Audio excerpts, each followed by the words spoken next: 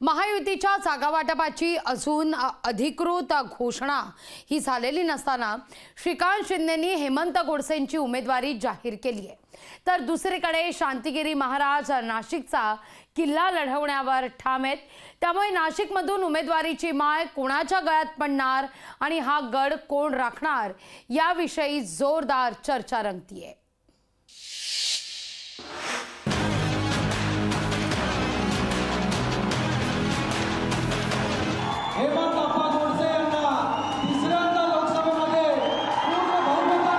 ही लोकसभा 2024 नाशिक मतदारसंघातून काय करायची, लढवायची आणि जिंकायची सुद्धा।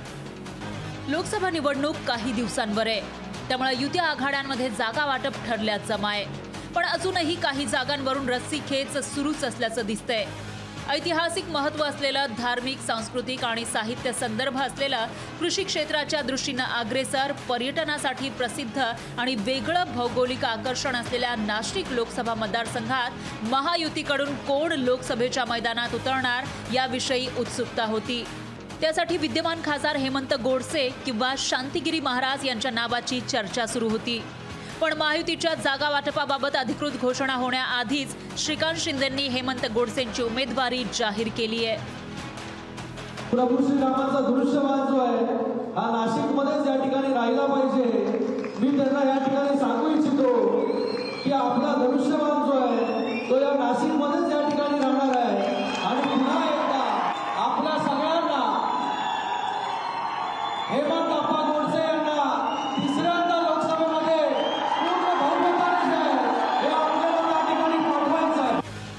श्रीकांत शिंदेंकडून उमेदवारीची ही घोषणा मित्रपक्ष असलेल्या भाजपला रुचली नसल्याचं समजतंय।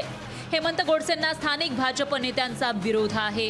नाशिक लोकसभेसाठी महायुतीकडून शांतिगिरी महाराज यांच्याही नावाची चर्चा होती।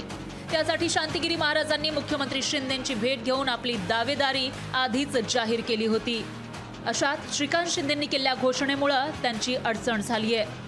पण शांतिगिरी महाराजांनी आपला दावा सोडला नाही, ते अजूनही लोकसभा लढण्यावर ठाम आहेत। याच दरम्यान शांतिगिरी महाराजांना मवियाकडून उमेदवारी देण्यासाठी ठाकरे गटानं चर्चा केल्याचं कळतंय। पण आपण कुठल्या पक्षाकडून निवडणूक लढणार हे योग्य वेळी जाहीर करू असं शांतिगिरी महाराजांनी सांगितलंय।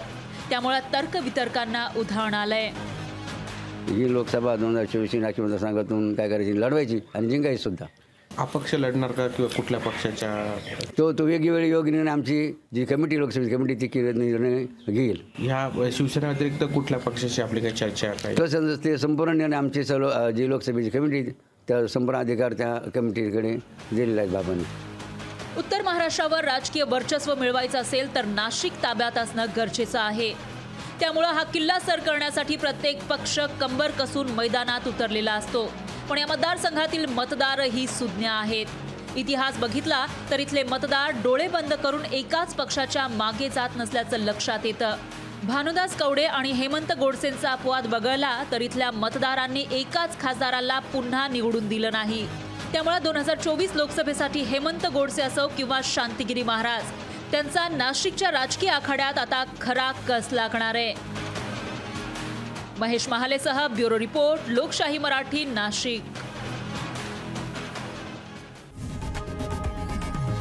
लोकशाही मराठी, ऐका, पहा, जागरूक रहा।